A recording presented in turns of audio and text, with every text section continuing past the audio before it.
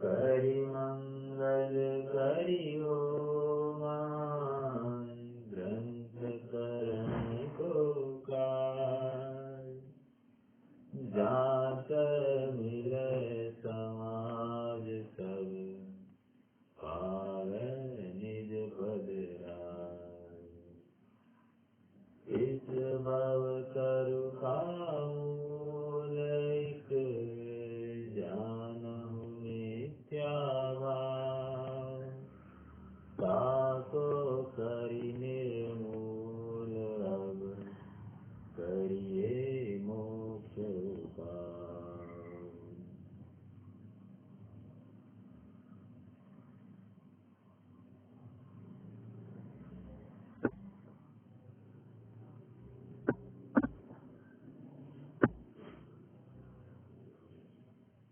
भववन में जी भर घूम चुका कण कण को जी भर भर देखा। इतना होने के बावजूद भी ना मालूम इस जीव को अभी भी कण की नहीं मन की भूख है। और पंडित साहब कह रहे हैं कि भाई मेरे ये सब पर द्रव्य कभी तेरे हो नहीं सकते हैं क्योंकि इनका स्वभाव इनके लक्षण भेद सब तुझसे भिन्न है। तो सर्वप्रथम सुखी होने के लिए तुझे आपा पर का श्रद्धान या आपा कवर का भेद ज्ञान करना जरूरी है। तो पंडित साहब की बात मानकर ये जीव थोड़ा शास्त्र अभ्यास में प्रवृत्ति करता है, थोड़ा सा मंद कषाय रूप क्रियाओं में प्रवृत्ति करता है, तपश्चरण व्रत आदि को अंगीकार करता है, भक्ष अभक्ष का निर्णय करता है, विवेक पूर्वक प्रवृत्ति रखता है और उसी में धर्म मानता है। ऐसा ये व्यवहाराभासी उसकी कैसी भूलें हो रही है ये चर्चा हम देख रहे हैं। सम्यक दर्शन संबंधी जो विपरीत सोच है इसमें दो पक्ष रखे उन्होंने। एक तो देव शास्त्र गुरु संबंधी विपरीत मान्यता एक बात, और दूसरी बात शास्त्र संबंधी विपरीत मान्यता। ऐसे दो पक्षों से उन्होंने सम्यक दर्शन का अन्यथा रूप कर दिया लिखा है। अब यहाँ पर सम्यक ज्ञान का अन्यथा रूप बता रहे हैं और सम्यक ज्ञान का अन्यथा रूप में महत्वपूर्ण बिंदु ये है कि अनेक अनेक शास्त्रों को पढ़कर मैं ज्ञानी होता हूँ ऐसी इसकी मान्यता पड़ी है। तो अपने आप में ये खोटी मान्यता है। यहाँ पर समझा रहे भैया कितने शास्त्र पढ़े तो तुम ज्ञानी होगे, ये बात है ही नहीं। जितने भी पढ़ोगे उनको उनका यथार्थ भाव भाषण करोगे तो तुम ज्ञानी होगे। समझ में आ रही है? क्योंकि ज्ञानी तो 11 में 14 पूर्व का पाठी होता हुआ मिथ्या दृष्टि रह सकता है। इसलिए अपने यहाँ पर डिग्री क्वालिफिकेशन को कोई वैल्यू नहीं है। अपने यहाँ पर तुम्हारा श्रद्धान किस जाति का है इसको बहुत वैल्यू है। और तुम्हारे श्रद्धान में एक खोट है तो तुम कितने ही आगे बढ़ो कोई वैल्यू नहीं है। मतलब एक लौकिक उक्ति भी चलती है, जेवढा शिकलेला तेवढा हुकलेला। समझ में आया? जेवढा शिकलेला तेवढा हुकलेला मतलब बहुत पढ़ा होगा लेकिन बेसिक एप्लीकेशन उस ज्ञान का कहाँ होना चाहिए यही समझ में नहीं आ रहा है। ज्ञान से खुलकर पप्पू हो गया है लेकिन जितना झुकना चाहिए था ज्ञान की समृद्धि के साथ उसमें सफलता आनी चाहिए। सफलता मतलब झुकाव होना चाहिए था, विवेक विनय आना चाहिए था, वो तो हमको दिखाई नहीं दिया।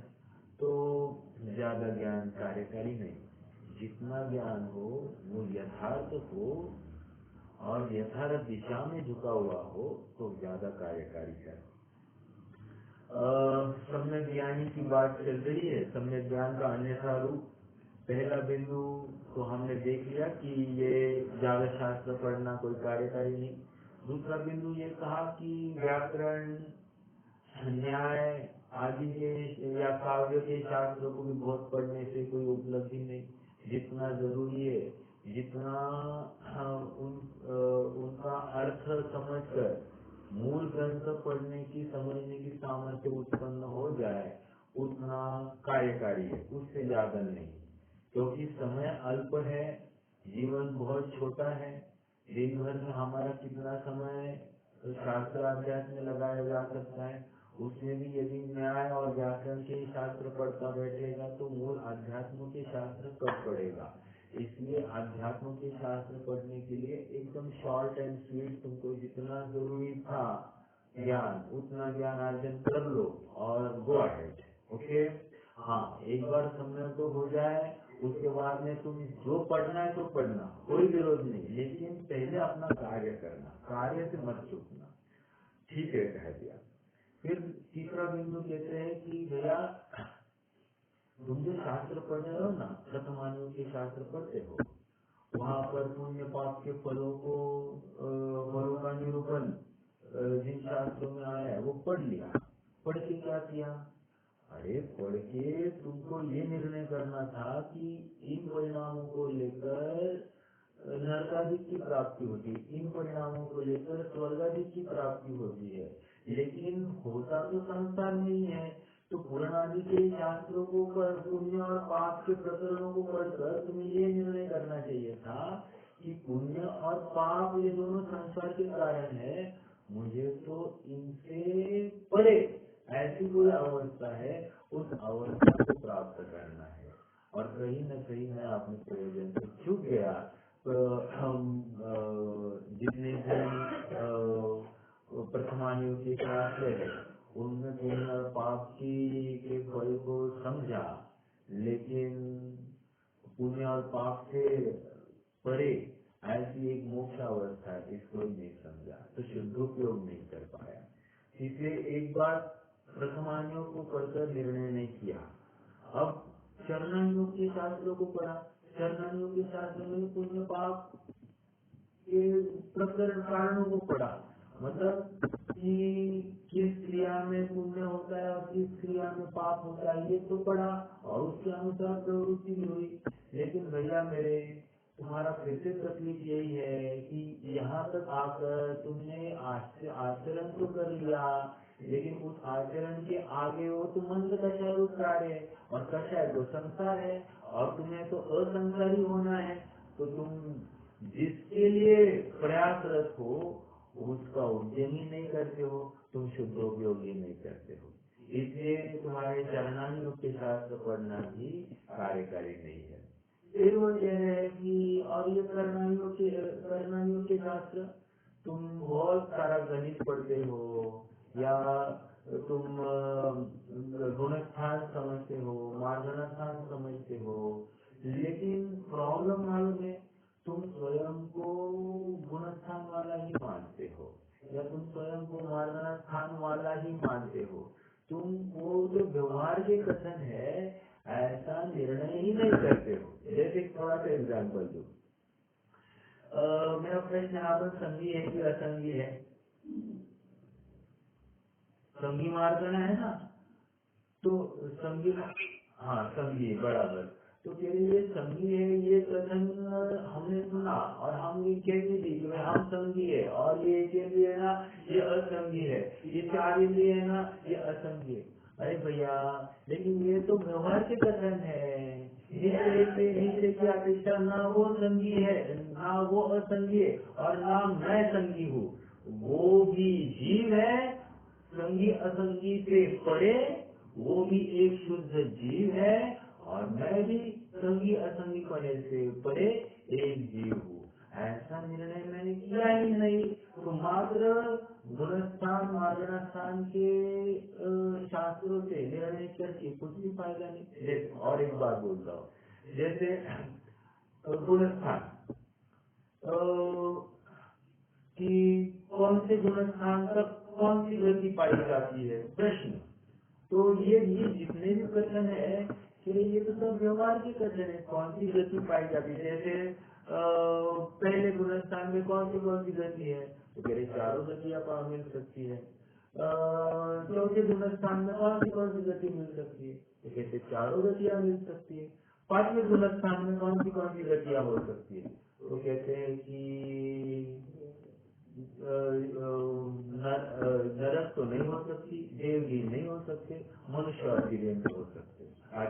बताओ 6वें गुणस्थान और उसके आगे कितनी कौन सी गति के जीव मिल सकते, तो कहते मात्र और मात्र मनुष्य। ठीक है, समझ में आया। तो ये क्या है, हमने मार्गणास्थान के माध्यम से इतना ही निर्णय किया कि जीव कौन सी अवस्था का जीव कहाँ तक पाया जा सकता है, या मार्गणास्थान को गुणस्थान के माध्यम से हमने इतना तो निर्णय किया कि कुछ लेवल तक कौन सी गति का जीव पाया जा सकता है, बस इसके आगे कुछ नहीं। लेकिन हमको ये सब जानकारी लेकर करना क्या था, करना ये चाहिए था कि ये ऊपर गुणस्थान में पहुंचने के लिए क्या किया जाता है, और वो जो कुछ किया जाता है वैसा निर्णय हमको करना चाहिए था। समझ में आया। जैसे देखिए यहाँ पर कर्म प्रकृति का ज्ञान करता है, कर्म प्रकृति का ज्ञान करता है मतलब पुण्य प्रकृति और पाप प्रकृति, इसका ज्ञान करता है। कौन सी कर्म प्रकृति की कितनी स्थिति बनती आदि आदि सब विचार करता है। लेकिन भाई फिर से प्रश्न ये है, इतना सब करके ऐसा निर्णय कहा कर रहा है कि ये कर्म बनती है और छूटती है, यहाँ तक तो निर्णय कर लिया, लेकिन जिससे बनती ही नहीं हो ऐसी जो कोई विधि है वो क्यों नहीं करता है। निष्कर्ष ये शास्त्रों को पढ़ रहा है, प्रथमानियों के शास्त्रों को पढ़ा, चरणानियों के शास्त्रों को पढ़ा, करणानियों के शास्त्रों को पढ़ा, लेकिन उसमें से यथार्थ बात नहीं निकाल पाया है। ये इसकी कमी है, ये इसकी भूल है। क्या इस प्रकरण को पढ़कर हम और आपको कहीं न कहीं ऐसा लगता है क्या, अरे सेम बात तो अपनी भी अपन भी तो शास्त्र पढ़ रहे हैं ना, और हम भी तो प्रकट नहीं कर रहे, मतलब क्या, कहीं न कहीं कमी है, और यही मिथ्या दृष्टि है, यही मिथ्या ज्ञान है। ये समझ में आया क्या।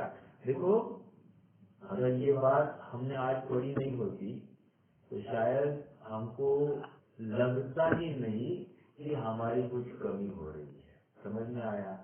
यहाँ पर कमी हो रही है, ये कहने वाला कोई जीव हमको मिला है, ये हमारा परम भाग्य है। अपनी महिमा, अपने पुण्य की महिमा हमको स्वयं को नहीं आए तो और किसको आए। समझ में आया। पुण्य का उदय है, ये 100% खरी बात है, और इस पुण्य के उदय में हम अपना वर्तमान नहीं खोए, ये बहुत जरूरी है। अगर हमने अपना वर्तमान विषयों में, भोगों में बस सुनी अनसुनी करने में गवाया, तो ये तो समय चला जाएगा। ये उत्कृष्ट पुण्य जो महा मेहनत से हमने उपार्जित किया था वो चला जाएगा, और फिर बाद में ऐसे भोग मिलेंगे जिसमें जीव गाफिल होगा और वो अपने कार्य से चूक जाएगा। हमको सुखी होना है तो सर्व प्रकार से वीतराग का प्रकट करनी है, और वीतराग का प्रकट करने के लिए एक शुद्धोपयोग जरूरी है, और शुद्धोपयोग के लिए बुद्धि पूर्वक एकांत में अपने स्वरूप को ध्यान के लिए बैठा जाता है। अगर बहुत शास्त्र पढ़ लिए, बहुत चक्कर को चिंतन किया तो शुद्धोपयोग हो जाएगा क्या, ऐसा नहीं होता है। वहाँ पर प्रयासरत बुद्धि पूर्वक बैठना ही है, ये बहुत महत्वपूर्ण बात है। इससे हमें चूकना नहीं है। कितने भी शास्त्र पढ़ो, एट द एंड वहाँ से हटकर एकांत में आकर तत्व चिंतन करता हुआ जीव अपने स्वरूप को ध्यान के लिए जब तक नहीं बैठता है तब तक कार्य नहीं होता। ठीक है। हाँ जी। अब 3 अनुयोगों की बात हो गई। अपन पेज नंबर 233 से पढ़ना प्रारंभ करते हैं। प्रथम सच्चा तत्व ज्ञान हो, फिर पुण्य पाप के फल को संसार जाने, 2 शुद्धोपयोग से मोक्ष माने, 3। देखो पहले सच्चा तत्व ज्ञान हो मतलब क्या, नहीं तत्व ज्ञान अभी द्रव्य की बात नहीं की है। प्रथम सच्चा तत्व ज्ञान हो मतलब हे गे उपाधि स्व पर इनका निर्णय हो। समझ में आया। स्व क्या है, पर क्या है, हे क्या है, उपाधि क्या है, ये तत्वों के माध्यम से तत्व ज्ञान हो। ये समझ में आएगा। तत्व ज्ञान किसको कह रहे, मतलब स्व तत्व कौन है, पर तत्व कौन है, एक दो बातें हो गई। हे तत्व कौन है और उपादेय तत्व कौन है, इसको तत्व ज्ञान कहते हैं, अर्थात सात तत्वों का ज्ञान हो। समझ में आ गई बात। तो कह रहे हैं कि प्रथम सच्चा तत्व ज्ञान हो गया इतना। फिर कह रहे हैं पुण्य पाप के फल को संसार जाने।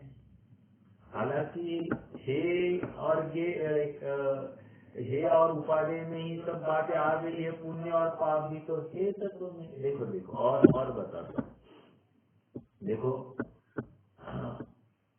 प्रथमायोग में पाप के फल में दुर्गति और पुण्य के फल में सदगति ऐसे दिखाई जाती है। चरण योग भी अपने को किसी अपेक्षा अपने को सदगति की प्राप्ति हो, इसलिए अपने कषाय को मंद करने के लिए प्रेरित करता है। और कर्मयोग में कर्म प्रकृति की स्थिति आदि का सब खुलासा बताया गया है। लेकिन अध्यात्म में पुण्य और पाप को दोनों को एक ही कैटेगरी में डाला है।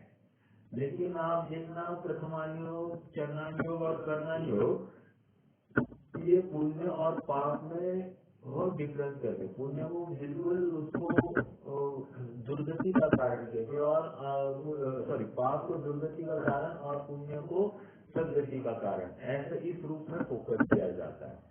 लेकिन अध्यात्म तो पुण्य और पाप दोनों को एक ही कैटेगरी में डाल देता है। छोड़ दो भाई, ये अपने कुछ काम के नहीं, और एक शुद्ध उपयोग वही अपने लिए उपादेय है।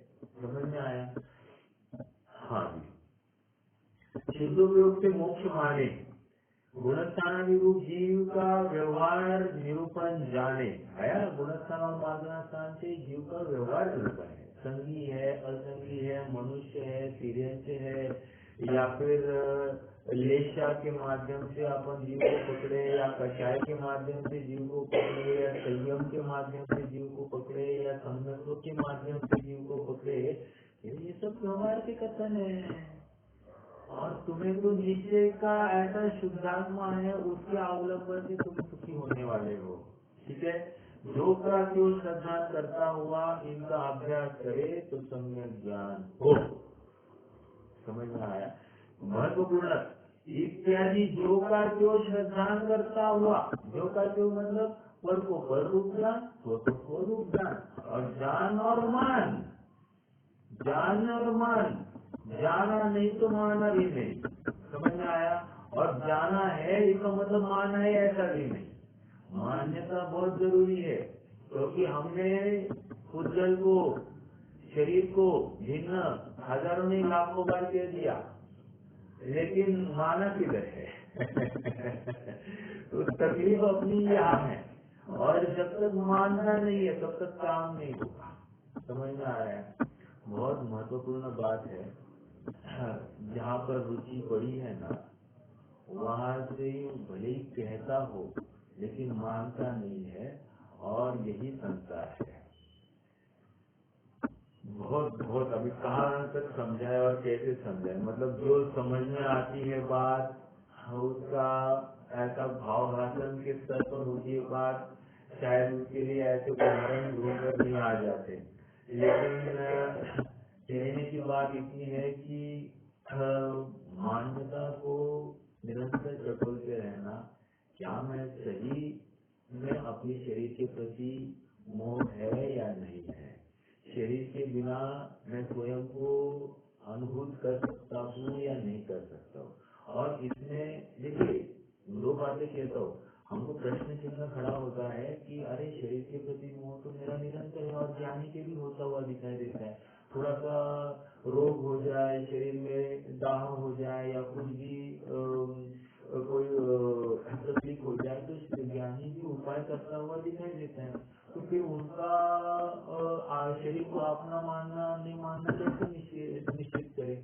तो कह रहे हैं कि देखो वो ऐसा है ना, खाते समय में, पीते समय में, उठते समय, बैठते समय, बोलते समय, नहाते समय, हर समय में, हर भोजन बनाते समय, कोई लौकिक कार्य करते समय में ये स्वयं को निरंतर चेतते रहते हैं, अर्थात स्वयं को शुद्धात्मा रूप अनुभव से रहते हैं। भले ही क्रिया तो शरीर की करते होंगे या शरीर के माध्यम से हर कार्य करते होंगे, परिचय भी शरीर के अनुसार ही देते होंगे, ऐसा होते हुए भी स्वयं को उस क्रिया का, उस शरीर का स्वामीपना स्थापित नहीं करते।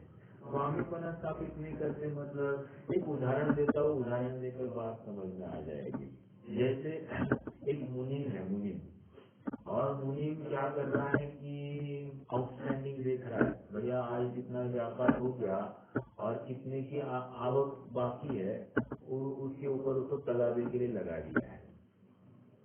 अब मुनीम क्या कर रहा है कि हर जहाँ जहाँ आउटस्टैंडिंग खड़ी है वहाँ वहाँ उस आदमी के पास जाता है, बोलता है पैसा आज के आज चाहिए, नहीं देगा तो तुम्हारा खाता बंद, फिर से पैसे माल मांगने के लिए आना नहीं, और फिर मेरे जैसा बुरा नहीं होगा। क्या कह रहा है? मेरे जैसा बुरा नहीं होगा, ये सब बोलता है और सचमुच ऐसा बोलता है जैसे मालिक ही है, समझ में आया? लेकिन मालिक नहीं होते हुए भी इतने जोश में, इतने रोग में बात करता है।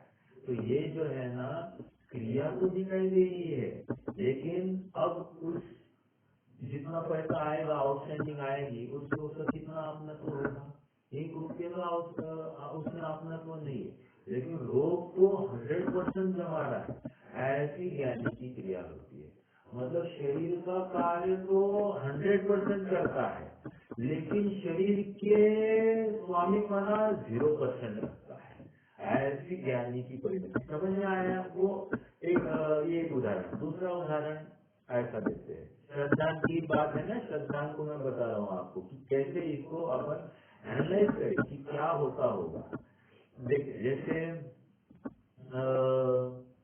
कोई एक लड़की है, लड़की की अभी जस्ट शादी मुक्ति हो गई है, रह तो रही है पिता के घर पर, लेकिन शादी हो गई, शादी मतलब नक्की हो गई, शुगर साखर पूरा डाला है, सीधी सीधी बात।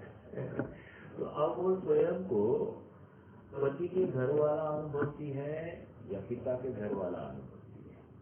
लॉजिकली वो यथार्थ उदाहरण एक दिन समझना, क्योंकि आजकल थोड़ी सी विपरीत धारा दिखाई देती है। पति के घर वाला तो अनुभवने की बात ही नहीं, लेकिन माता पिता के घर में जो कोई नुकसान होता है उसमें अपना नुकसान मानने वाले विचारधारा विशेष पुष्ट हो गई। मैं ये आजकल की बात नहीं करनी मुझे, तो सचमुच क्या होता है? तो कह रहे कि पति के घर में कोई बरकत आ गई तो अपनी बरकत भी मानती है, पति के घर में कुछ घट हो गई तो अपनी घट हो गई ऐसा मानती है। तो ये क्यों हो रहा है? क्योंकि उसने अब अपना समर्पण पति के घर के प्रति रख दिया है। समझ में आ रही बात? तो ये जो बात है ना, ये श्रद्धा की बात है। रह रही है पिता के घर, पिता के घर में कुछ भी हो रहा है, कोई फर्क नहीं पड़ रहा है, लेकिन पति और कोसों दूर पति का घर है, वहां पर कुछ गड़बड़ हो रही तो उसको लेकर यहाँ पर खुश और दुख का माहौल छाता है। तो कहने की बात इतनी है कि श्रद्धा इस प्रकार का काम करती है। ठीक है, अब आइए, अब थोड़ा सा अपन और आगे बढ़ते हैं। अब दर्शन द्रव्य योग के ग्रंथ की संबंधी इसकी क्या विचारधारा है, ये यहाँ पर अपन समझते हैं। तो तत्वज्ञान के कारण अध्यात्म रूप द्रव्य योग के शास्त्र है। क्या कह रहे हैं?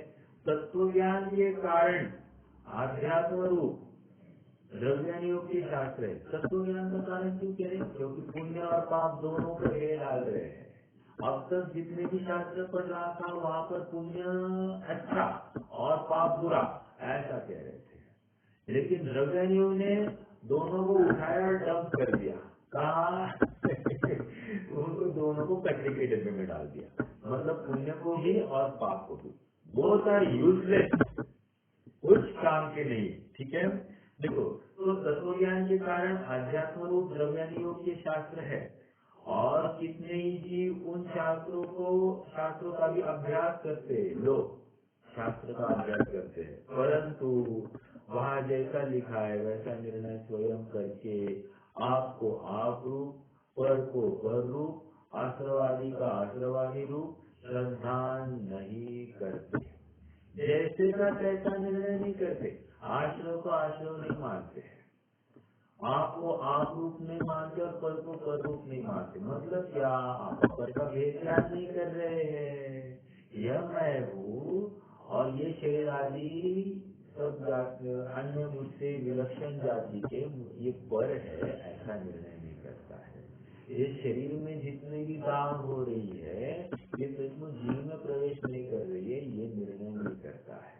शरीर से पृथक अपने को अनुभवता नहीं, घर से पृथक अपने को अनुभवता नहीं, रुपया पैसे से पृथक अपने को अनुभवता नहीं है।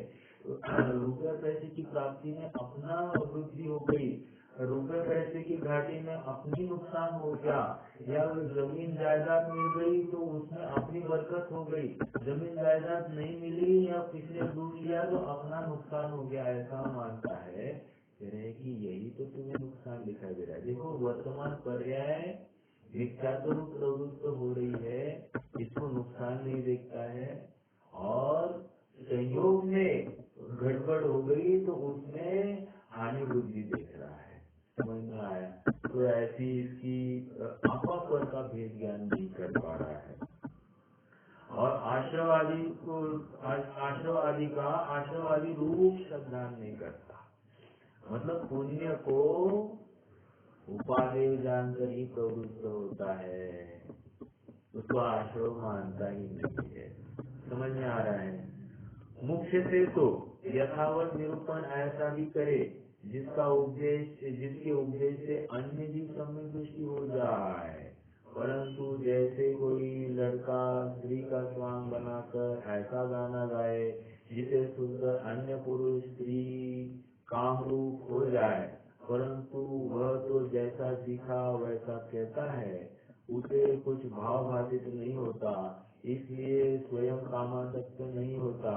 उसी प्रकार यह जैसा लिखा है वैसा उपदेश देता है, परंतु स्वयं अनुभव नहीं करता। यदि स्वयं को श्रद्धान हुआ होता तो अन्य तत्व का अंश अन्य तत्व में न मिला था, परंतु उसका ठिकाना नहीं है, इसलिए सम्यक ज्ञान नहीं होता। मैं एक्सप्लेन करता हूँ। देखिए ये पैराग्राफ बहुत इम्पोर्टेंट है। ये पैराग्राफ में पंडित साहब एक दो तीन बिंदु को भी यहाँ पर खोलना चाहते हैं।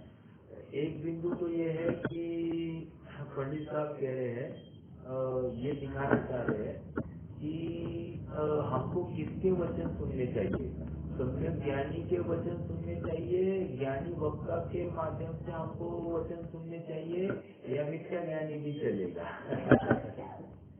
तो पंडित साहब एकदम क्लियरली कह रहे हैं कि मुझे मतलब मान लीजिए XYZ किसी को भी सम्यक दृष्टि होना है, सम्यक ज्ञानी होना है, उसके लिए किसके वचन सुनने हितकारी है।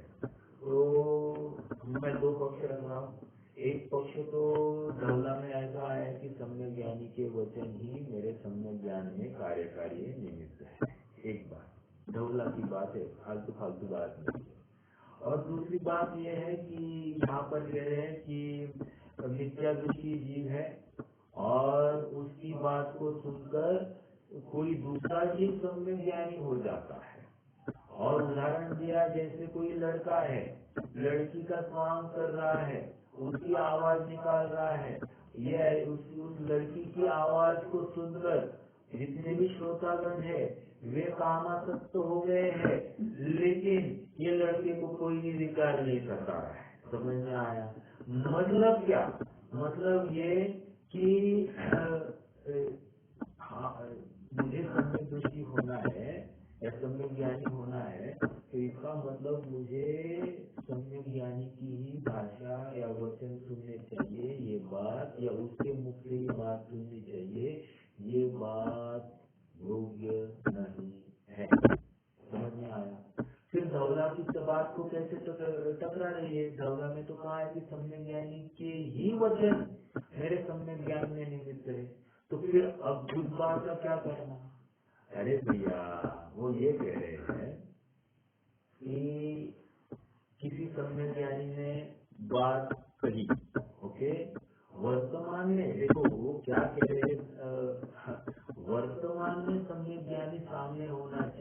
ये बात नहीं है।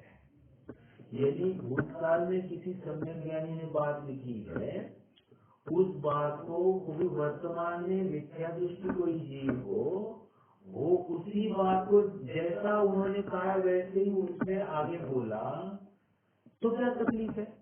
तो कह रहे कि अरे बट नेचुरली तुमने सम्यक ज्ञानी की बात सुनी है, मिथ्या ज्ञानी की बात ही नहीं सुनी, क्योंकि उसने किसकी बात कही है?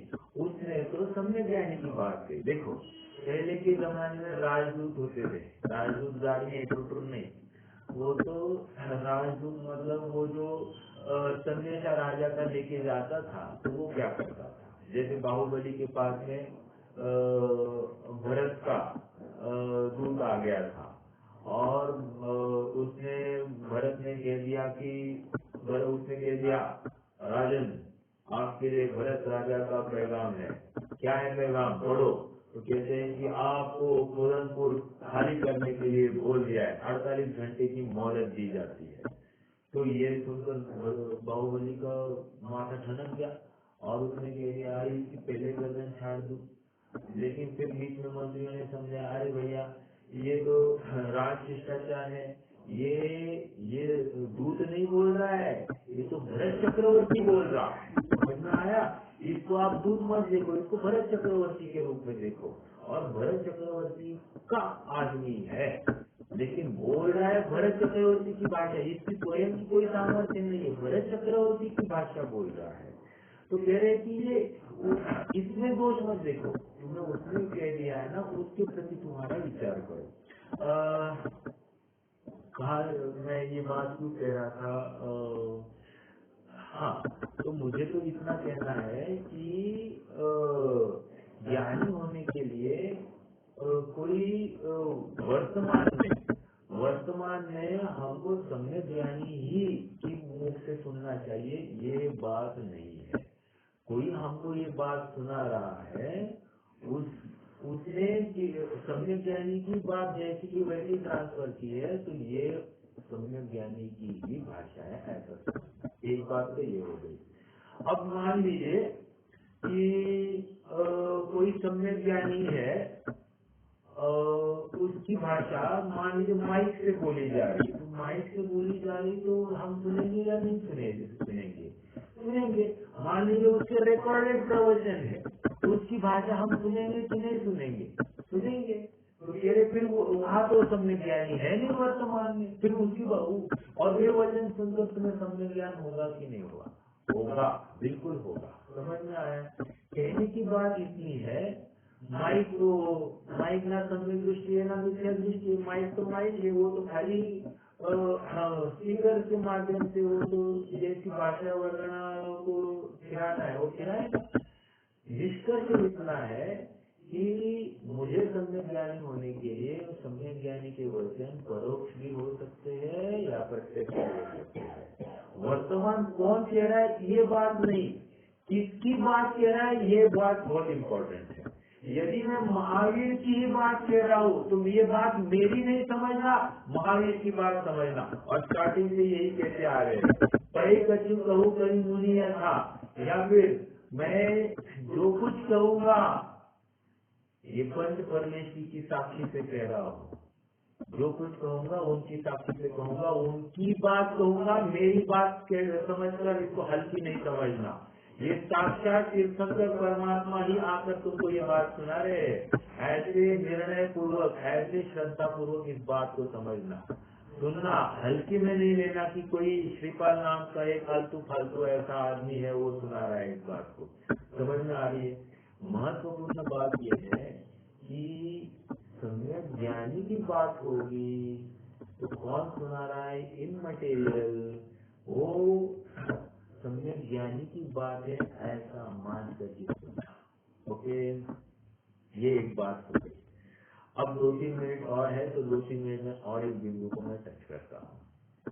प्रश्न ये है कि सम्यक दर्शन जो है वो निसर्गज होता है या अधिगमज होता है? तो समाधान इतना आया तत्व सूत्र के पहले अध्याय में, तन निसर्गाद अधिगमन, वो सम्यक दर्शन निसर्गज भी हो सकता अधिगमन भी हो सकता है।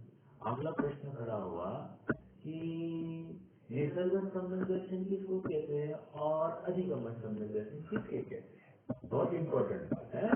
देखो इसमें अपने आप में समाज में बहुत सारी गलत फहमियां भी है, लेकिन हम तो जैसे शास्त्र में बात आई है उसके अनुसार बात रखूंगा।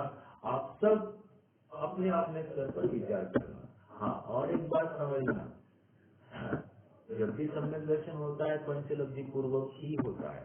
दिस इज 100% सही बात। फिर चाहे वो निसर्ग सम्यक दृष्टि को हो नहीं तो अधिगमन सम्यक दृष्टि को हो, उसको पंचलब्धि पूर्वक साकार उपयोग जागरूक अवस्था उसमें ही उसको सम्यक को होता है।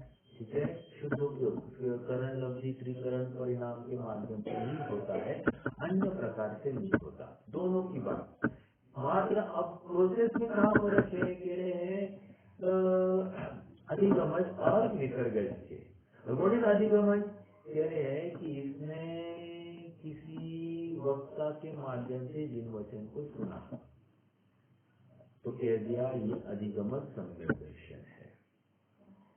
बहुत से लोग ऐसा कहते हैं कि भूतकाल में पूर्व भाव में सुना और इस भाव में बिना किसी वक्ता के स्वयं अपने आप उसने प्रकट कर लिया या शास्त्र से पढ़ के कर दिया तो उसको कहेंगे निसर्ग। ऐसी बात नहीं। पूर्व भाव में भी सुना होगा और इस भाव में स्मरण हो गया तो उसको भी अधिगमन ही कहा जाएगा। इस भाव में भी किसी विद्वान के मुख से सुना तो उसको भी अधिगमन कहा जाएगा। इस भाव में विद्वान ने नहीं कहा, मात्र शास्त्र पढ़ के कर दिया, हमने तो प्रकट कर दिया, तो इसको क्या कहना, इसको भी अधिगमन ही कहना। समझ में आ रहा है कि अधिगमन की पेटा कितना बड़ा है, बहुत बड़ा पेटा है। अच्छा, फिर नारकियों का कैसे होगा? नारकियों का ऐसे है कि तीसरे नरक तक तो उनको कोई वेंचर आदि आते हैं और उनके माध्यम से देव के माध्यम से उनको हो सकता है, या पूर्व भव का स्मरण हो सकता है। ठीक है, तो उसके माध्यम से हो गया, या फिर पीड़ा उत्पन्न हो गई उसके माध्यम से होगा। लेकिन पीड़ा उत्पन्न होने के बावजूद भी उनको पूर्व भाव का स्मरण जरूरी है। ठीक है, तो पूर्व भाव का संस्कार वहां पर जरूरी है। नारकी का हो गया।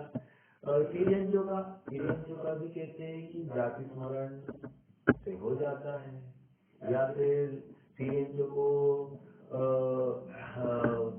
जिन देशना मिल गई तो उसके माध्यम से हो सकता है।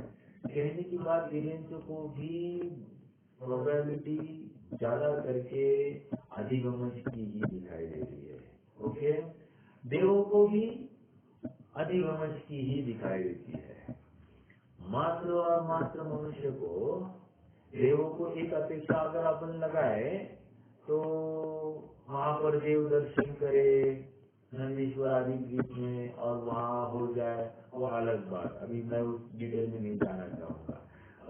मनुष्य को ही मुख्यतः ऐसा है कि मात्र एक जिन प्रतिमा देख ली और जिन प्रतिमा देखकर इस जीव को सम्यक तो हो गया।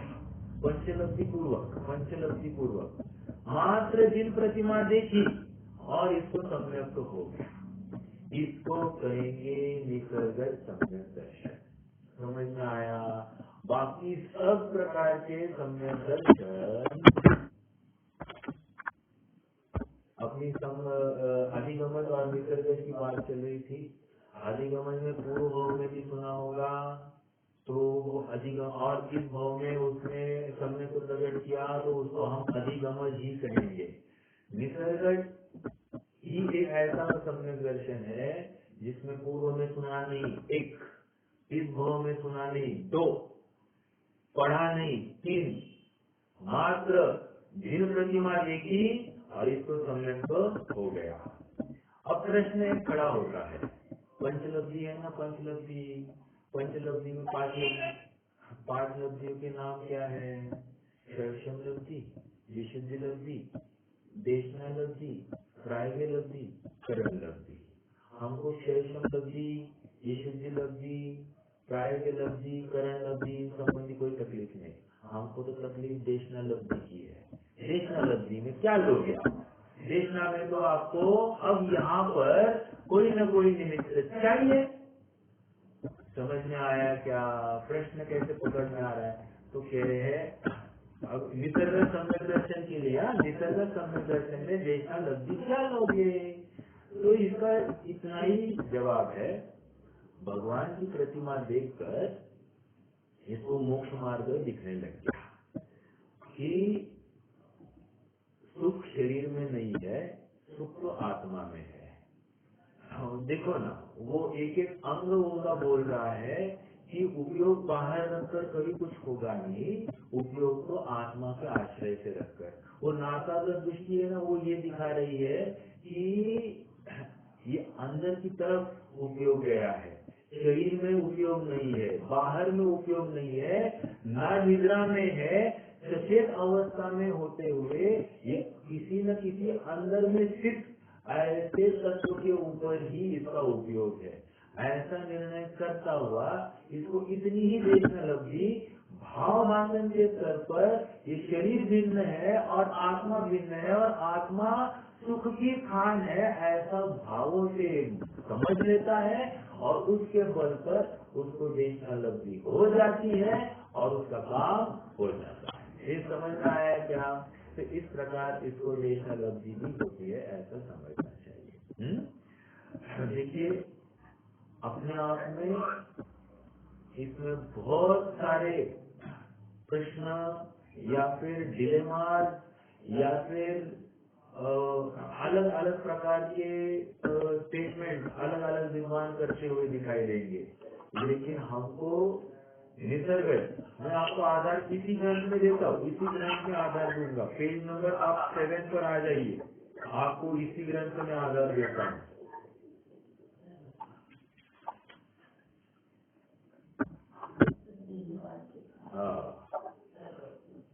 हाँ, 2 आधार दूंगा। कोई प्रश्न है क्या? तब तक कोई प्रश्न बोलिए फटाफट।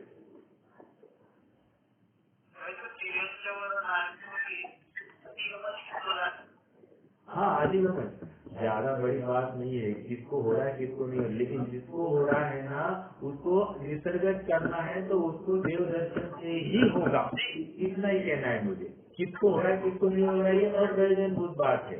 प्रयोजनभूत बात तो ये कह रहे कि निसर्गत कैसे होगा, अपना मूल मुद्दा उसके ऊपर पकड़ना, ठीक है, क्योंकि उसमें चलन हो सकता है किसको होगा किसको नहीं होगा।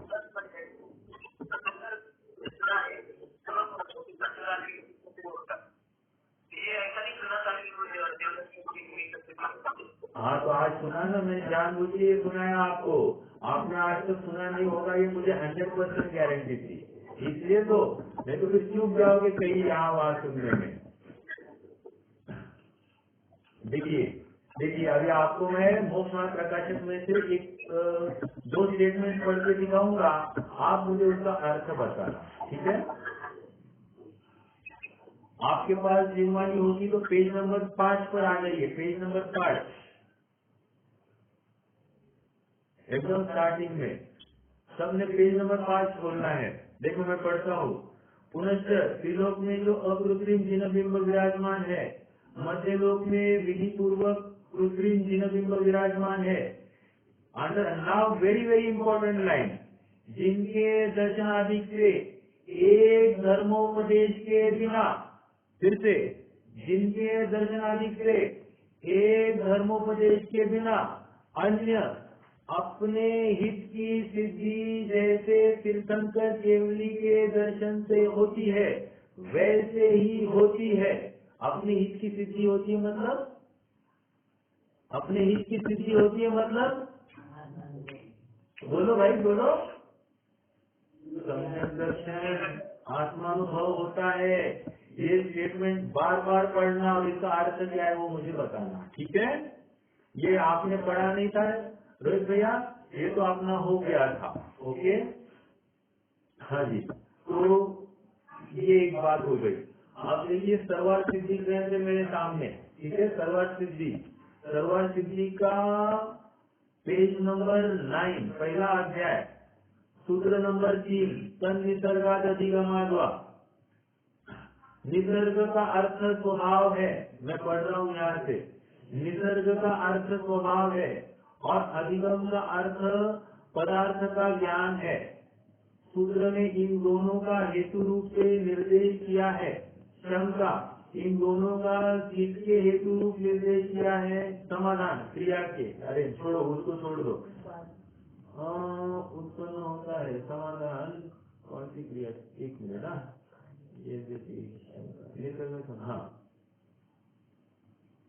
हाँ, निसर्ग सम्यक दर्शन में पदार्थ का ज्ञान होता है या नहीं? यदि होता है तो यह भी अधिगम ही हुआ, उससे भिन्न नहीं। यदि नहीं होता तो जिसने पदार्थ को नहीं जाना है उसे उनका श्रद्धांत कैसे हो सकता है? नहीं, थोड़ा सा अलग है, बट यह कोई दोष नहीं है, क्योंकि दोनों सम्यक दर्शनों में दर्शन मोहनीय का उपशम, क्षय या क्षयक्षम रूप अंतरंग कारण समान है। इसके रहते हुए जो बाह्य उपदेश के बिना, अंडरलाइन दिस, यस, इनके रहते हुए जो बाह्य उपदेश के बिना होता है वह नैसर्गिक सम्यक दर्शन है, और जो बाह्य उपदेश पूर्वक जीवादि पदार्थों के ज्ञान के निमित्त से होता है वह अधिगम सम्यक दर्शन है। यही इन दोनों में भेद है। बट लोग इधर इसमें न स्थलन करते मतलब क्या करते हैं? पूर्व भाव में सुना होगा, इस भाव में नहीं सुना, इसलिए उसको निसर्ग कहेंगे। ऐसा नहीं लेना, पूर्व भाव में भी सुना होगा, खत्म, वो अधिगम में ही जाएगा। तो इस न्याय से 99.99% प्रोबेबिलिटी इज दैट अधिगम सम्यक दर्शन ही होगा। लेकिन केवल ज्ञान में नोंद होगी कि किसी को इस प्रकार से भी सम्यक दर्शन हुआ होना चाहिए। ओके, इसलिए निसर्ग सम्यक दर्शन की बात हमको आती है। ऑलराइट, प्रॉब्लम कुछ नहीं है, प्रॉब्लम इतना ही है कि हमको लगता है कि कोई किसी के सुने बिना कैसे सम्यक दर्शन होगा, और यहाँ पर तेरे बिना सुने ही सम्यक दर्शन हो सकता है। ओके, निसर्ग सम्यक दर्शन, ठीक है। तो ये सर्वार्थ सिद्धि की एक बात हो गई, इम्पोर्टेंट बात। और मैंने यहाँ से मतलब मोक्ष का प्रकाशक का पृष्ठ क्रमांक 5 का बॉटम, वहाँ का भी आधार दिया। हाँ,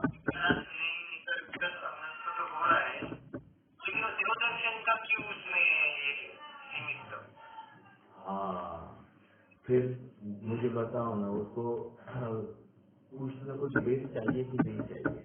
वो कैसे? अब आप एग्जाम्पल लीजिए। क्या कहा? अरे नहीं ना, वही तो कह रहे हैं ना, पूर्व भाव में संस्कार हो गया तो गया ना, अधिगमन में गया ना। पूर्व भाव में नहीं की बात है। अभी मान लीजिए कोई निरोधीय जीव है, अनंत काल तक, आज तक वो पड़ा था निरोध में, और ऐसा जीव आज निकल के आ गया है मनुष्य पर्याय में, और ऐसे जीव को सम्यक तो कैसे होगा? और उसको कोई निमित्त नहीं मिला है, मतलब किसी ने उसको मोक्ष मार्ग नहीं बताया, कोई उपदेश नहीं मिला, कुछ नहीं। उसने आज पहली बार, अब उसको सम्यक तो होना है तो कैसे होगा? कोई तो कारण होना चाहिए ना। तो कारण यहाँ पर तेरे देव दर्शन, बस इतनी ही बात है। देव दर्शन के बिना कुछ नहीं हो सकता, ये बात भी उतनी पड़ती है। ओके, इसलिए धौला में तो प्रकरण ही आया कि प्रभावना का प्रकरण चला, तेरे की किससे कितनी प्रभावना है? तो तेरे एक मिथ्या दृष्टि से मतलब अन्य मती कोई धर्म की प्रभावना करे, उससे 1000 गुना ज्यादा प्रभावना एक जैन मिथ्या दृष्टि करता है। एक जैन मिथ्या दृष्टि 1000 जैन मिथ्या दृष्टि मिलकर जितनी प्रभावना करते हैं उतना एक सच्चा सम्यक दृष्टि श्रावक करता है। जितनी प्रभावना 1000 सम्यक दृष्टि श्रावक करते हैं उतनी प्रभावना एक भावलिंगी संत करता है। अभी द्रव्यलिंगी का भी होगा, मुझे वो देखना पड़ेगा, आप तो खाली ये इतना समझिए।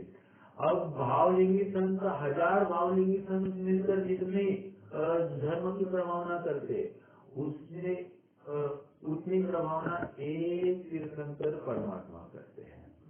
और कह रहे हैं अब 1000 तीर्थंकर मिलकर जितनी धर्म की प्रभावना कर सकते, ये साधारण बात नहीं, तीर्थंकरों को खड़ा किया है।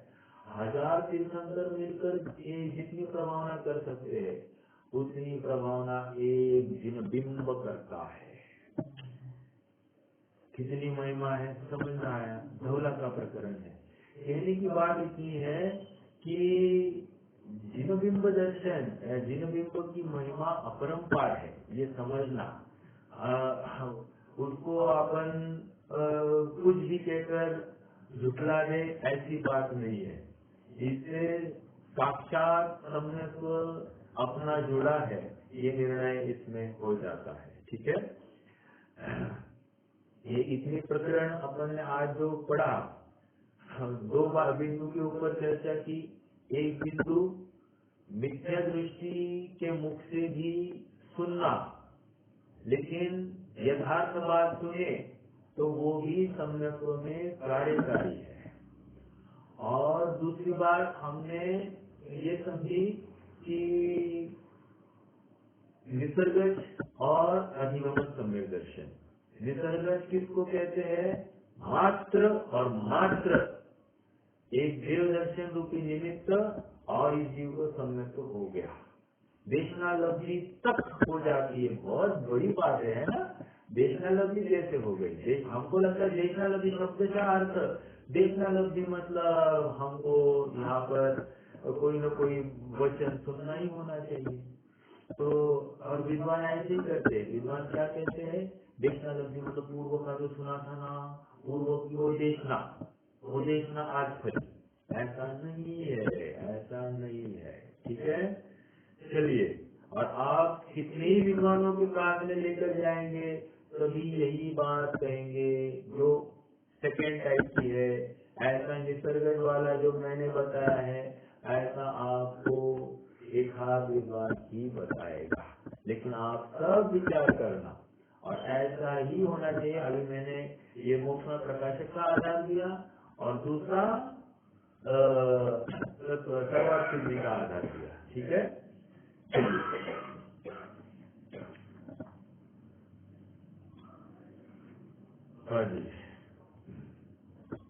आइए। इस प्रकार लिखा है पेज नंबर 233, बीचों बीच। इस प्रकार यह 11 अंग तक पढ़े तथापि सिद्धि नहीं होती, तो समय सार आदि में मिथ्या दृष्टि को 11 अंग का ज्ञान होना लिखा है।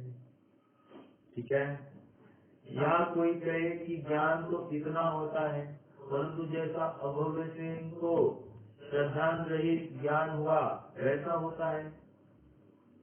अरे इतना ज्ञान खुल गया है, आप थोड़ा सा विचार करो ना कि अभव्य जीव भी मोक्ष मार्ग बताए, और उसने जो निरूपित किया हुआ मोक्ष मार्ग है, उसको सुनकर सामने वाला सम्यक दृष्टि हो जाए, और भैया ये तो अभव्य जीव ऐसा ही संसार में पड़ा रहेगा। कितनी विचित्र बात है। मतलब यहाँ पर हमको परफेक्ट कंटेंट की बात है, हमको कौन डिलीवर कर रहा है उसकी बात ही नहीं है। समझ में आया? जैसे आपने किसी रिप्रेजेंटेटिव को लेटर लेकर भेजा है, तो वो रिप्रेजेंटेटिव वो आपके बिहाफ पर है, तो वो आपकी बात मानी जाएगी, वो रिप्रेजेंटेटिव की बात नहीं मानी जाएगी। बस इतना ही यहाँ पर समझना है। और आपने जो बात तो बताई है, उसका कोई सामने वाला भाव भाषण करे तो उसका काम हो जाएगा। ये यहाँ पर उतनी ही बात समझनी है। ठीक है, चलिए। हाँ, उपदेश दे रहा, वो सामने वाले को सम्यक दर्शन हो रहा, लेकिन जो भेज रहा उसको नहीं हो रहा, उसकी वो कहाँ गलती हुई उसकी, उसको नहीं हो रहा करते। हाँ,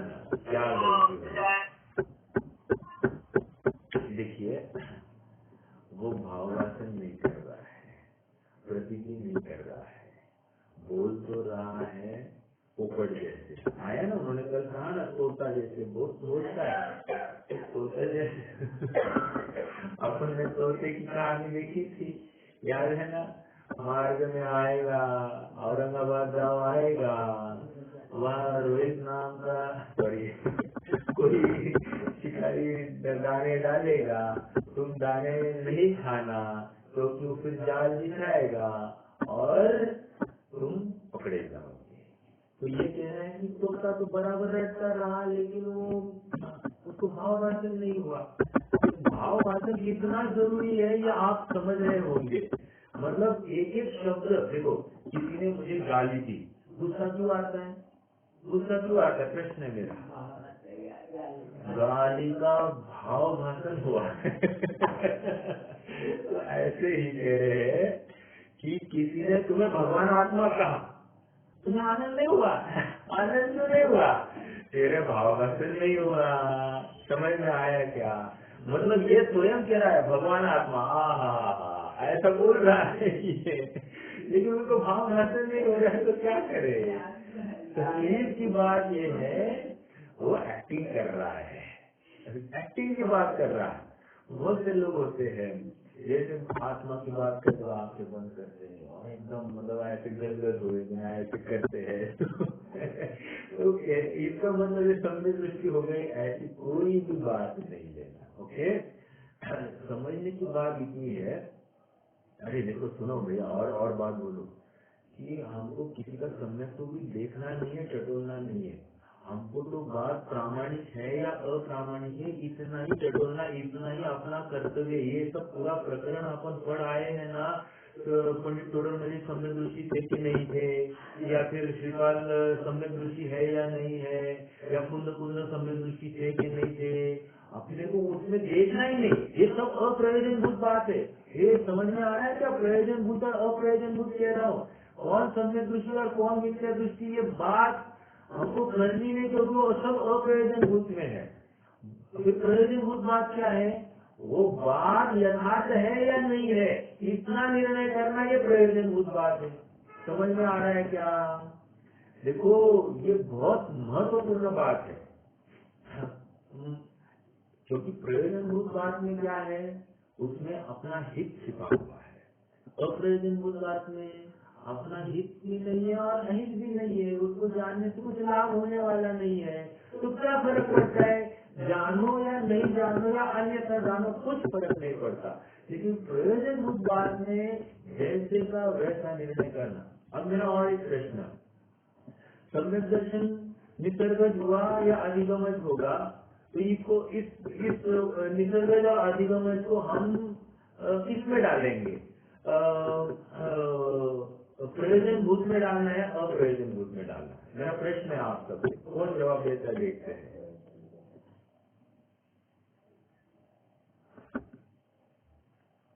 बोलिए। सम्यक दर्शन निसर्गज होता है और अधिगमज होता है, ऐसे दो प्रकार का है। तो ये जानने से ये बात जो है, ये प्रयोजनभूत है या अप्रयोजनभूत है?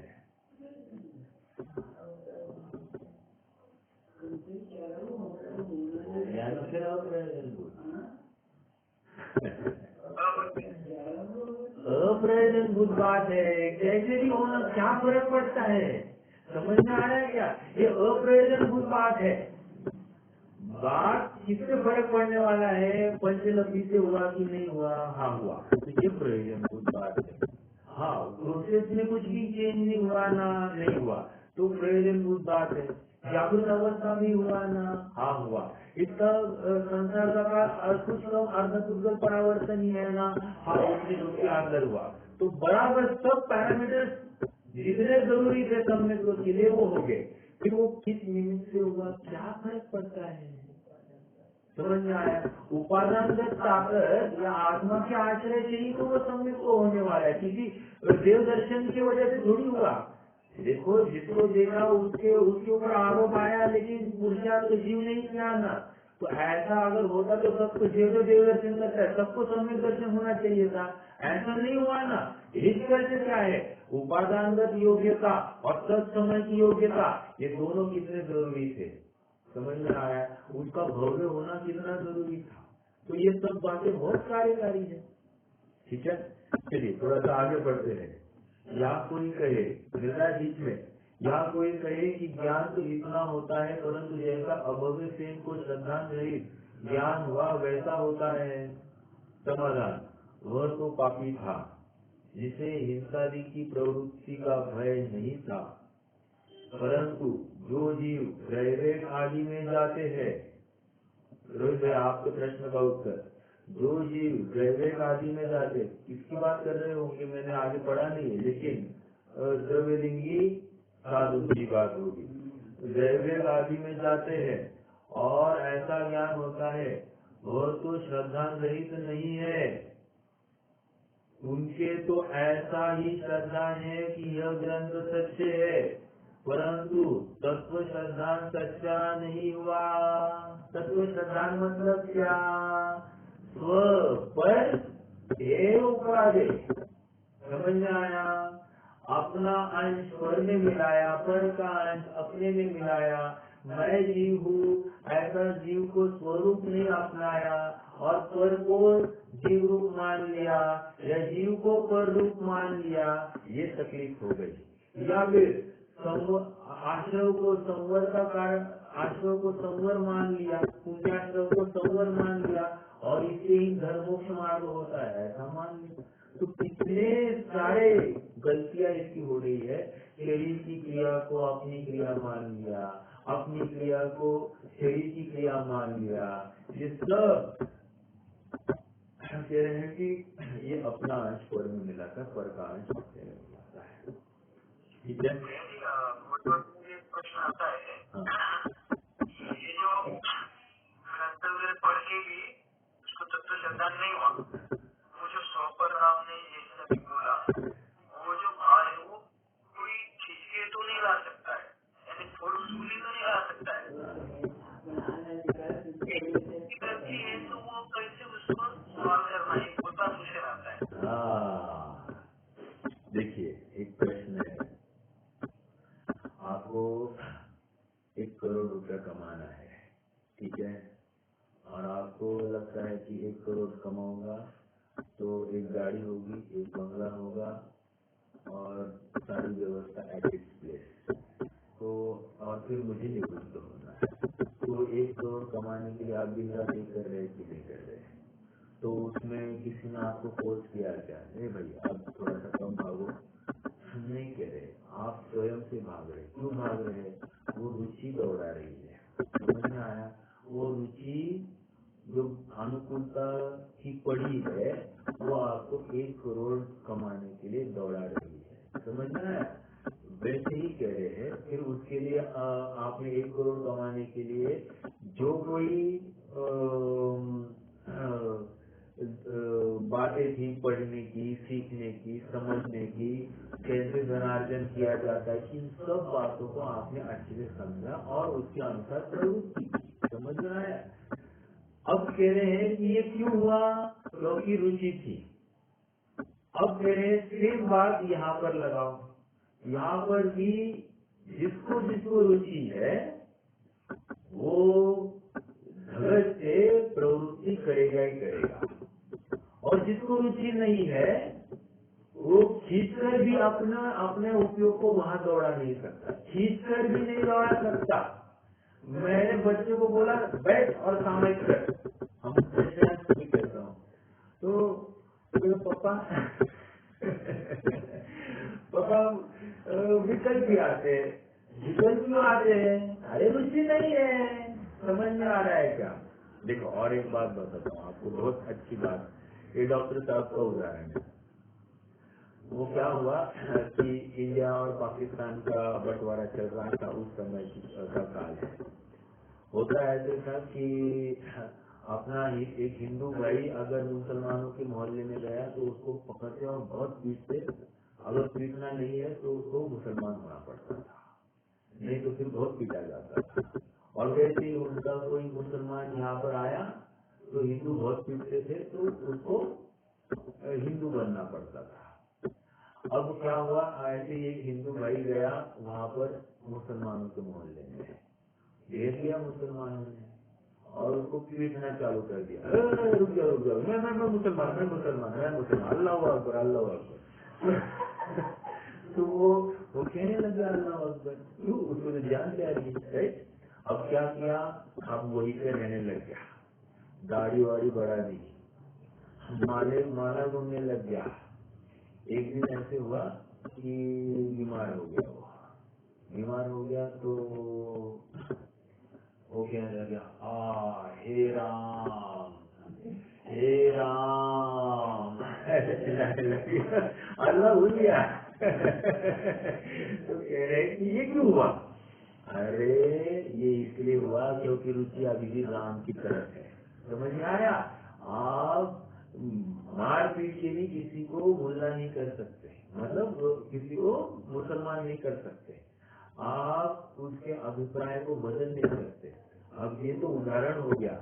अभी सिद्धांत क्या है, किसी को पीट पीट के समय को चलिए समय को ऐसा नहीं हो सकता। जिस दिन उसकी रुचि जागी, नोट दिस वर्ड, जिस दिन उसकी रुचि जागी उसको रोकने में कोई भी समर्थ नहीं होगा। और जब तक उसकी रुचि जागृति नहीं हुई है तब तक उसको कोई समय दृष्टि करने में समर्थ नहीं होगा। समझ में आया? ये सहज ऐसी बात है। रुचि अनुयायी वीर्य, मेरे ख्याल से 12 भावना में या धर्म के 10 लक्षण में ये शब्द आया है, 12 भावना में आया, 12 भावना की प्रस्तावना में या स्टार्टिंग में वहाँ पर आया है। और उन्होंने ये स्पष्ट शब्द लिखा है, रुचि अनुयायी वीर्य, रुचि के अनुसार ही आपका वीर्य दौड़ता। एक और अच्छा उदाहरण दूंगा और फिर हम रुक जाएंगे, और वो उदाहरण डॉक्टर साहब का ही है। वो देखो 90% विद्वानों के उदाहरण डॉक्टर साहब के पास से आते हैं, क्योंकि उनकी फैक्ट्री में सब माल तैयार हुआ है। चलिए, तो वो एक उदाहरण बहुत प्रसंग को समर्पित ऐसा ये उदाहरण है, इसलिए मैं वो उदाहरण दे रहा हूँ। देखिए, एक लड़का और एक लड़की, लड़के की नजर लड़की से मिली और लड़की की नजर लड़के से मिली। लव एट फर्स्ट साइट हो गया और दोनों एक दूसरे से एकदम आकर्षित हो गए। आकर्षण यहाँ तक हो गया कि दोनों का आपस में मिलना जुलना चलने लग गया। इतना मिलना जुलना हो गया कि अब एकदम प्रेम ऐसा हो गया कि अब शादी की ही कल्पनाएं दोनों करने लग गए। अब घर वालों को पता चला अपना बेटा नालायक उन ऐसे घर की लड़की के साथ में इश्क लड़ा रहा है, और अभी एग्जाम का टाइम आ गया और ये कुछ भी नहीं कर रहा है। तो बाप ने विचार किया थोड़ा सा इसकी अपन ऑपरेशन करते हैं। तो बाप ने क्या किया, बाप ने उसको बुलाया, बेटा कम यार, हमने तुम्हारी शादी करने का फैसला किया है। तो कहता, पापा जी मैंने तो अब क्या, हम जिस लड़की के साथ तुम्हारी शादी करेंगे तुम्हें उस लड़की के साथ शादी करनी पड़ेगी। तो बोला पापा जी पर नहीं, मैं लड़की को मेरी परीक्षा होगी, मुझे पढ़ाई करनी है, फिर मुझे नौकरी लगनी है, फिर मैं अपने पैरों पर खड़ा होना चाहता हूँ। भाई साहब ये इस लड़ा रहा है और इधर बाप के सामने गलत बात कर रहा है। ओके ठीक है। फिर पापा जी कहते हैं, माँ भी थी, माँ कहती अरे हमने तुम्हारी इस लड़की के साथ में तुम्हारी नौकरी की, ये लड़की के साथ में इसी से तो मैं प्यार कर रहा हूँ। अभी क्या करूँ, आपकी आज्ञा सर आपको पर, मैं आपकी बात कैसे टाल सकता हूँ पापा जी। आज्ञाकारी हूँ। तो ठीक है, तो बात हो गई, लेकिन हमारी एक शर्त है। शर्त बोलिए, शर्त क्या क्या है? हर शर्त मंजूर है, ये लड़की के लिए हर शर्त मंजूर। ओके, तो क्या शर्त है? तो शर्त ये है कि तुम्हें उस लड़की को एग्जाम होने तक मिलना नहीं है। बहुत कठिन है, बहुत कठिन है, लेकिन लेकिन मैं प्रयास करूंगा, मैं प्रयास करूंगा। ओके। तो और सुन, और सुन, तुम्हें उसे लेटर भी लिखने नहीं है, फोन पर भी बात करनी नहीं है। बहुत कठिन है, बहुत कठिन है, लेकिन मैं प्रयास करूंगा, मैं मैनेज करूंगा। और सुन क्या, कि तुम्हें उसे याद भी करना नहीं है। ये नहीं होगा, ये नहीं होगा, याद कैसे नहीं करूंगा, ये कैसे होगा? तो वो कह रहे हैं याद क्यों नहीं होगा? अरे जिसको दिन रात उसके बिना रह नहीं सकता, उसकी तस्वीर इसके आँख के सामने से हटती नहीं है, पढ़ता है तो शब्द के बदले वो लड़की दिखाई दे रही है इसको, तो ये उसको याद नहीं करेंगे, हो सकता है क्या? रोहित भाई मेरा प्रश्न है, डॉक्टर साहब ने प्रश्न पूछने के लिए कहा है कि उस लड़के को वो लड़की याद नहीं करते हुए भी याद क्यों आए?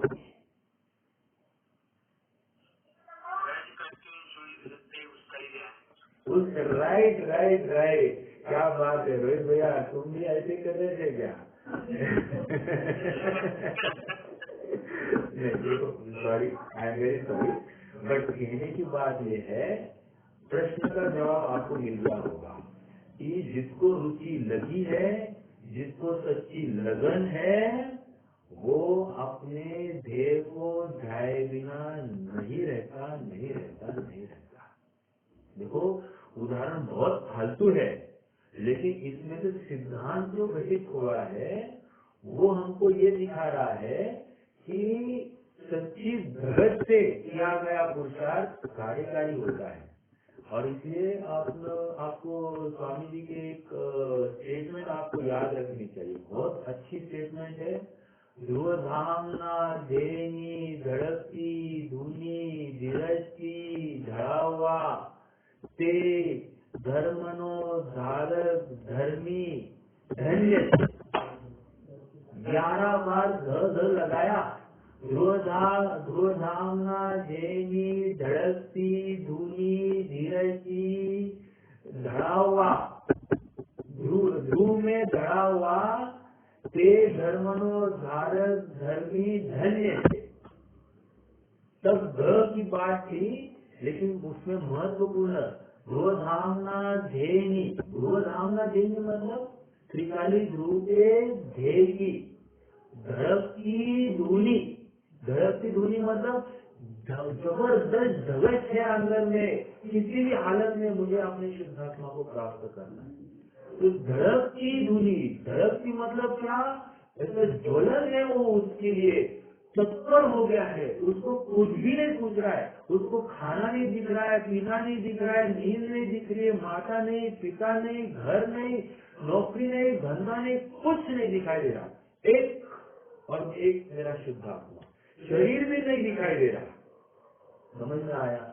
कोई आपको नहीं दिखाई दे रहा, कुछ नहीं, बस एक मेरा धड़कती धुनी धीरज थी, और ऐसा घाई घाई में नहीं, धैर्य से एकदम धीर गंभीर होकर धीरज थी धड़ा हुआ, ते धर्मनो धारक धर्मी धन्य छे।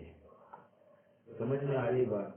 ये इसी प्रकार से सम्यक की प्राप्ति होती है। और यदि समाचार को आप कलश को याद करें, भैया जगवासी तू उदासी भय के जगत सो, एक 6 महीना तू बात मेरी मान रे, है ना? वहाँ पर बात आई है, 34वां कलश है, वो बनासीदास जी का छंद है इसमें। तो 6 महीने के लिए तू यदि अपने आत्मा को अप्रतिहत जाता है तो तुझे आत्मा की अनुभूति हो जाएगी, और अगर नहीं होती है तो हमसे ले जाना, ये बात आई है वहाँ पर। तो समझने की बात ओनली 6 महीना। और मालूम है आगे फिर जैसे छावड़ा ने क्या कहा, अरे आचार्य झूठ बोल गए, आचार्य को झूठ बोल दिया, क्यों? 6 महीना कुछ नहीं लगता, अंतर्मूर्त में हो जाएगा। अंतर्मूर्त में क्या कहा? अंतर्मूर्त में मिल जाएगा सम्यक स्वर, लेकिन कंडीशन अप्लाई। धगज है तो कार्य होगा। ओके, बहुत जबरदस्त है आपका साहित्य, आपको पढ़ना चाहिए, आनंद आएगा आपको। आपको सुनकर अगर आनंद आया है तो पढ़कर भी आनंद आएगा, और पढ़कर आनंद आएगा तो आपको वो साहित्य में जिसकी इतनी चर्चा चल रही है वो आत्मा कितना सुखरूप होगा, इसका भाव वासन हुए बिना नहीं रहेगा। विकल्प के स्तर पर भी हमको आज की चर्चा में से आत्मा बहुत आनंद रूप है, इतना तो निर्णय होना चाहिए। अगर इतना भी हुआ तो मैं समझूंगा अपना ये आज का प्रयास, ये लघु प्रयास बहुत कार्यकारी हुआ। ठीक है, चलिए और कोई प्रश्न है तो रख सकते, नहीं तो जिनवानी स्तुति। आज समय तो काफी हो चुका है, जिनवानी स्तुति करेंगे। चलिए, निज निधि निज